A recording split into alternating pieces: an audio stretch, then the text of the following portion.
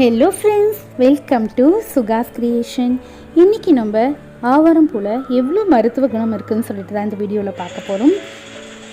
வாங்க வீடியோக்குள்ளே போகலாம். முதல்ல ஆவாரம் பூ எப்படி இருக்கும்னு சொல்லிட்டு பாருங்கள். இதே மாதிரி ரோட்டோரத்தில் நிறையா செடி இருக்கும், ஆவாரம் பூ மாதிரியே இருக்கும். ஆனால் அது ஆவாரம் பூ கிடையாது. ஆவாரம் பூவோட காய் இப்படி தான் இருக்கும், பூ இந்த மாதிரி தான் இருக்கும். உங்களுக்கு இந்த ஆவாரம் பூ கிடச்சிதுன்னா நீங்கள் பறிச்சுட்டு வந்து வெயிலில் காய வச்சு இல்லை நிழலில் காய வச்சாலும் நல்லா காஞ்சிடும். நீங்கள் அதை நல்லா வீட்டிலே பொடி பண்ணி ஒரு டப்பாவில் போட்டு வச்சுக்கோங்க. அதில் நிறைய நம்ம பெனிஃபிட் இருக்குது. அதனால தான் பவுடர் யூஸ் பண்ணிக்கலாம்னு சொல்கிறேன்.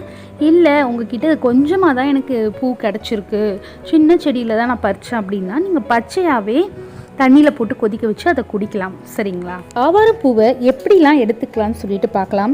ஒன்று காய வச்சு பொடி பண்ணி தண்ணியில் கலந்து குடிக்கிறது, இன்னொன்று பச்சையாக போட்டு தண்ணியில் கொதிக்க வச்சு டீ மாதிரி எடுத்துக்கிறது, இன்னொன்று பாசிப்பருப்பு கலந்து கூட்டாகவும் நீங்கள் சாப்பிட்லாம். அதே மாதிரி ஆவாரம் பூவை டீ மாதிரி தயாரித்து நீங்கள் குடிக்கலாம். அப்புறம் பூவில் ரசம் வச்சு குடிக்கலாம், குழம்பு வச்சு சாப்பிட்லாம். உங்களுக்கு இந்த பூ கிடைக்கலனா, பவுடரும் செய்ய முடியல அப்படின்னா நாட்டு மருந்து கடையிலேயே உங்களுக்கு இந்த ஆவாரம் பூ பொடி கிடைக்குது. 100 கிராம் 55 ரூபா, 50 ரூபா, 60 ரூபா இந்த ரேஞ்சுக்குள்ளே தான் வரும். நீங்கள் அதை வாங்கி கூட பயன்படுத்தலாம். 100 கிராம் உங்களுக்கு 1 மாதம் 2 மாதத்துக்கு கூட தாராளமாக வரும். நீங்கள் அதை வாங்கியும் ட்ரை பண்ணிக்கலாம். இப்போது இதில் என்னென்ன பலன்கள் இருக்குது அப்படின்னு சொல்லிட்டு பார்க்கலாம். முதல்ல பார்த்தீங்கன்னா சர்க்கரை வியாதியை தாங்க இது குணப்படுத்துதுன்னு சொல்கிறாங்க. சர்க்கரை வியாதி, அதாவது ஹை பிளட் சுகர் இருக்கிறவங்க என்ன பண்ணணும்னா, நீங்கள் பொடி இருக்கு இல்லைங்களா, அதை டெய்லி காலையில் கொதிக்க வச்சு தண்ணியில் 1 கிளாஸ் போட்டு கொதிக்க வச்சு 3/4 கிளாஸ் 1/2 கிளாஸ் வந்ததுக்கப்புறம் நீங்கள் அந்த டீ மாதிரி எடுத்துகிட்டு வரக்குள்ள உங்களுக்கு சுகர் லெவல் நல்லாவே கண்ட்ரோலாக இருக்குதுன்னு சொல்கிறாங்க. இல்லை உங்களுக்கு பச்சையாக பூ கிடச்சிதுன்னா கூட அதை நீங்கள் தேநீர் மாதிரி பண்ணி குடிக்கலாம். இது நல்ல சர்க்கரை வியாதியை குணப்படுத்துதுன்னு சொல்கிறாங்க. அடுத்தது பார்த்தீங்கன்னா மாதவிடாய் கோளாறு. உங்களுக்கு மாதம் கரெக்டாக பீரியட்ஸ் வரலனா இந்த பவுடரை நீங்கள் டீ மாதிரி எடுத்துகிட்டு வரக்குள்ள உங்களுக்கு பீரியட்ஸ் கூட கரெக்டாக வந்துடுதுன்னு சொல்கிறாங்க. இது உடல் சூட்டை ரொம்ப தணிக்கும். இந்த பூவு உடல் சூடு இருக்கிறதுனால கூட சிலவங்க கன்சீவ் ஆக மாட்டாங்க. இது உடல் சூட்டை தணிக்கிறது மட்டும் இல்லாத பீரியட்ஸ் ரெகுலராக வர வச்சு அவங்கள சீக்கிரமாக கன்சீவ் ஆகிறதுக்கும் இந்த பூ ரொம்ப ஹெல்ப்ஃபுல்லாக இருக்குது. நீங்கள் அந்த பவுடரை டீ மாதிரி போட்டு குடிச்சிட்டு வரலாம். இல்லை நான் சொன்ன மாதிரி கூட்டு இந்த மாதிரி கூட நீங்கள் செஞ்சு சாப்பிட்டுட்டு வரலாம். சீக்கிரமாக நீங்கள் கன்சீவ் ஆகிறதுக்கு வாய்ப்பு இருக்குது. இந்த பூ சாப்பிட்டு பாருங்கள், நல்ல பலன் அளிக்கும். நம்ம உடல் சூட்டை தணிக்குது. அதே மாதிரி பித்தம் அதிகமாக இருக்கிறதுனால தலை சுற்றுறதுலாம் இருக்கும் இல்லைங்களா, அதையும் சரி பண்ணுது. சுகரை சரி பண்ணுது. அதிக ரத்தப்போக்கு ஏற்படும் இல்லையா பீரியட்ஸு டைமில், அதை கூட இது சரி பண்ணுது. ஒழுங்கற்ற மாதவிடாய் இதையும் சரி பண்ணுது. வயிற்றில் ஏதாவது புண்ணு இருந்தால் அதையும் சரி பண்ணுது. சுகரையும் சரி பண்ணுதுங்க. இப்போ நம்ம பொதுவாக உடம்புல இருக்கிறத பார்த்தோம். இப்போ அழகு சார்ந்த என்ன விஷயத்தில் இது நமக்கு இது ரொம்ப ஹெல்ப்ஃபுல்லாக இருக்குன்னு சொல்லிட்டு பார்க்கலாம். இந்த ஆவாரம் பூ முடி வளர்ச்சியை தூண்டுதுன்னு சொல்கிறாங்க.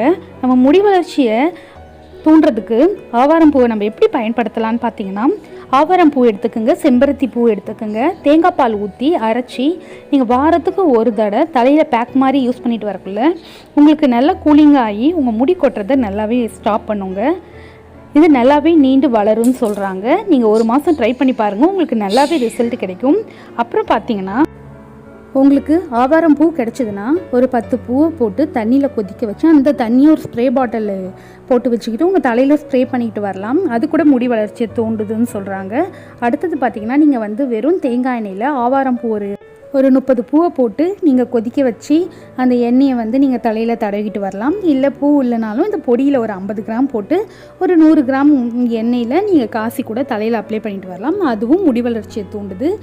உங்களுக்கு ஃபேஸ் பிரைட்டன் ஆகணும்னா நீங்கள் என்ன பண்ணணும், ஆவாரம் பூ பொடி கூட தயிர் ஆட் பண்ணி ஃபேஸில் அப்ளை பண்ணிவிட்டு ஒரு 20 நிமிஷம் கழித்து நீங்கள் முகத்தை கழுவிக்கிட்டு வரக்குள்ள வாரத்துக்கு 2 முறை இப்படி பண்ணிவிட்டு வாங்க. உங்கள் ஃபேஸ் நல்லாவே பிரைட்டன் பண்ணி கொடுக்குங்க. அதே மாதிரி வெயிலில் நம்ம போயிட்டு வரோம் இல்லையா, அப்போ டேனாக இருக்கும்.